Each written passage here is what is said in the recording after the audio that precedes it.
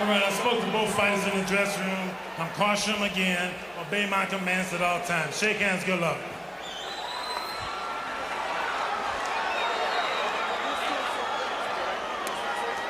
Oscar De La Hoya, of course, holds the WBL Junior Lightweight Championship, and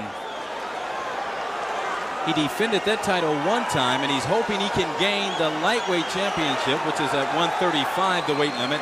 130 is the weight limit for the junior lightweight, so he's moved up 5 pounds and is looking to gain this championship, which is vacant right now. Paez, of course, a former world champion as well, and he is hoping that this stake will be his claim.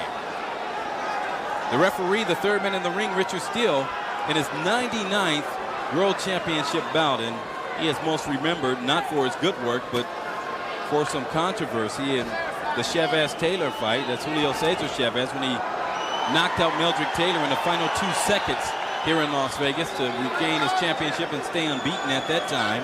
And also the Mike Tyson-Razor Ruddock rematch, in which Tyson knocked out Razor Ruddock late in the fight, but Ruddock appeared to be able to continue.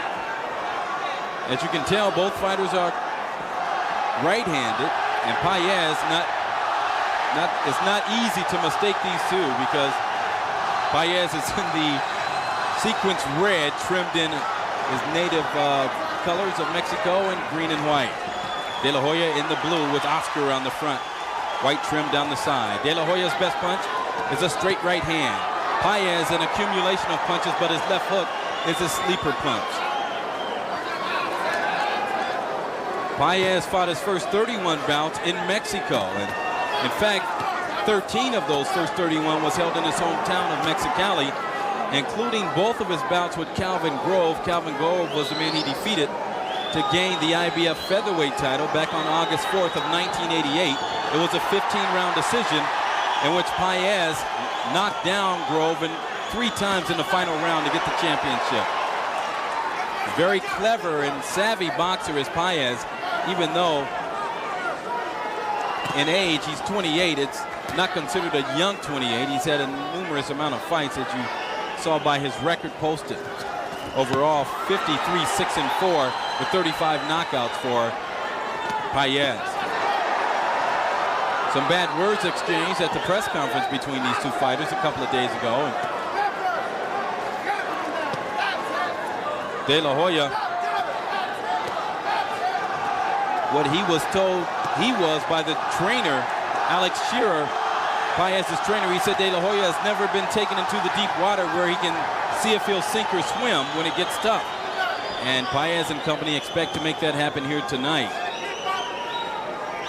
You can tell it's a filling out process between these two, and De La Hoya leans his head forward a bit, which makes it a lot easier for Paez to find his target, but the gloves of De La Hoya in the right position right in front of his face. De La Hoya, 21 years of age, 5'10½", which is very tall for a lightweight. And Paez at 5'5", giving away 5.5 inches.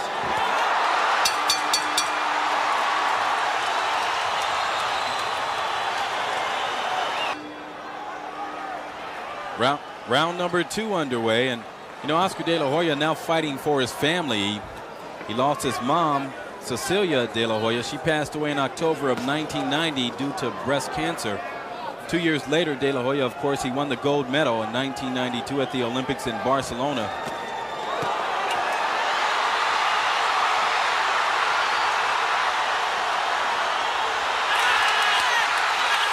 The right hand.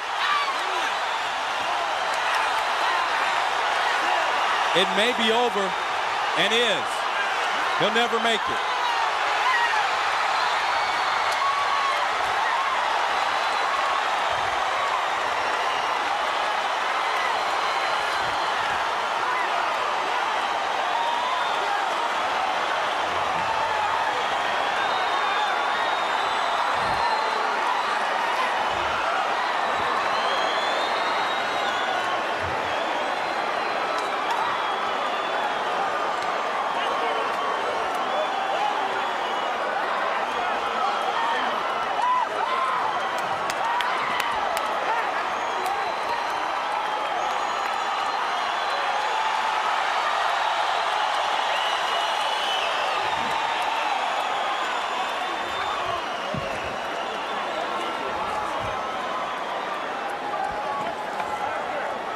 Here you can see the clutch combination punching of Oscar De La Hoya, and what won him not only an Olympic gold medal, but the junior lightweight championship in the same organization, the World Boxing Organization.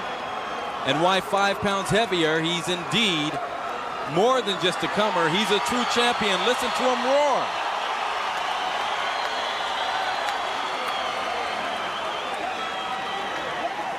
That's quick work for a man who's paid $800,000. That's the purse of Oscar De La Hoya. And here's a replay of the finish. The left to right, another right hand, missed with the left, missed with the right, the left grazing, but the left hook again, and here it comes. As Paez got mixed up in the wrong kitchen, and it was too hot as that right hand there put to sleep Paez and perhaps his dream to become a 2-time world champion. The uppercut and that left hook there, though, had a lot to do with taking away the sharpness of Paez. But then there you can see the left again, the shots that missed, but Paez is really in the wrong zone to be trying to, oh, it was actually a left uppercut that put him away, and he crumbled and lost all of his equilibrium and his chance at a vacant title. Paez, by the way, just for the record, is being paid $175,000 for this engagement.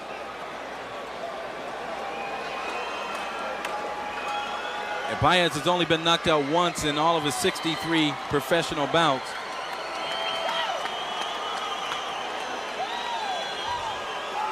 Paez is a big draw. Ladies and gentlemen, referee Richard Steele reaches the count of 10. The official time, 39 seconds of round number 2. The winner, winning his 2nd world title, the new WBO lightweight champion of the world, the Golden Boy, Oscar De La Hoya.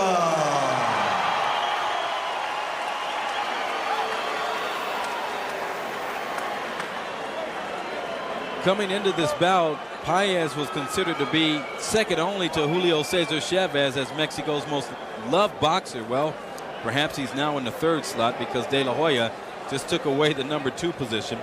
We didn't have a chance to tell you that Paez is a slow starter.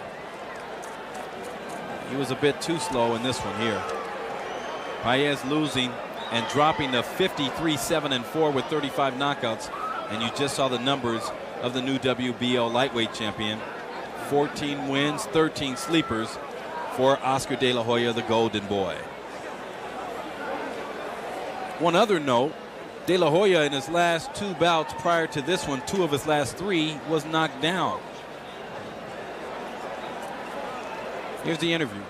Stable, a little bit more cautious in the 1st round. Well, what I was trying to do is kind of get his game plan, see what he has to offer for myself, and I was just studying him and trying to be careful out there because I knew he was going to start out fast and he was going to just try to throw lunging punches and wild shots like that. So the 1st round was kind of a little filling out process, and the 2nd round we just did it.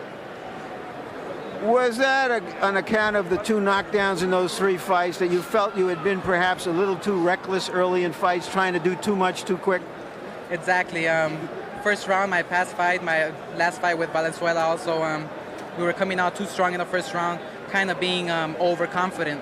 And now with this fight, as you can see, I was even more focused than my previous fights, and I just felt really great. I felt as if I was just here with Paez and nobody was here in the room. I was just concentrating and focusing on Paez. Are you suggesting by that there was a little bit too much playing to the crowd, too much showbiz before, and that you had to settle down and be a professional prize fighter?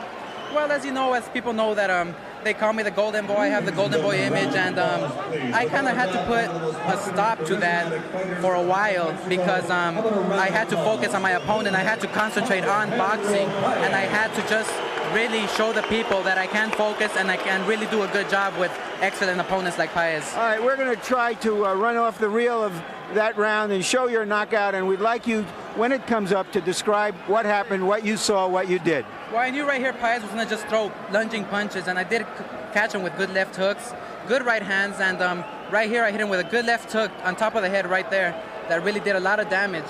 And the final left hook right here coming up is what put him down. And I believe right there where his neck kind of got twisted a bit and it just went down, as you can see. He was out. And I'm really glad that fighters like Whitaker, fighters like Ruelas couldn't knock him out, and I knocked him out. Well, that is a milestone for you. Let me then ask you further. Mexican fight fans, American Mexican fight fans, know boxing, and a lot of them were turning to be skeptical about you, just as they were about Sugar Ray Leonard when he was a young fighter. Did you feel that? Did you feel you had to do something sensational tonight to win those fans back? Well, coming into this fight, I knew that the whole world was going to be watching. Afro-Americans, Anglos, Mexican-Americans, Mexican fighters, and I knew I had to prove to them, that I have to do a good job and that I am a good game fighter for them. How about proving it to yourself after perhaps some doubts might have crept in the last months? Well, my father knew, my trainer knew, myself, we knew that Paez really wasn't going to last. I mean, I wasn't going to predict a knockout. I was not going to predict anything. I knew Paez has a lot of experience, and I was ready for this fight. But to prove to myself, I did have to prove to myself, for the public, for everyone, and that's what I did tonight. Talk to us about your strength at 135, because it seemed to us that you were staying at an artificially low weight at 130 pounds, a weight you had fought at for 4 or 5 years. You were 5 foot 10 inches. How much stronger are you now, and will you hold this weight for a while? I feel much, much stronger at 135. When I was fighting 130 pounds, I was draining myself. I couldn't eat for 2 days before making the weight, and it was just very, very tough for myself, for my body physically, and also mentally for my mind. And now that I'm eating more, I can train, have a nice dinner, a nice meal, and feel very, very strong for the match. Do you feel now that you are equipped to take on some of the bigger names, bigger fighters, legitimate lightweights, etc., and how soon do you want to fight them? Well, I'm sure Mr. Bob Arum has plans for us to fight all kinds of fighters out there. Most definitely we will fight Rafael Ruelas for the IBF title. We will go on a world tour after this, and we have just many, many plans, and I'm sure Mr. Bob Arum can explain that to you some more. Just one other thing. You walked in and you looked very grim when you walked in, not as if you were throwing rose petals to the crowd with your smile, and you saved the smiles for afterwards. Is that how it's going to be from now on? That was the objective, to come into the fight focused, kind of having some blinders when I walk in, so I will not pay attention to the crowd. And afterwards, I can greet the people, have that golden boy image and smile, and just be nice to everyone. Thank you very much, Oscar.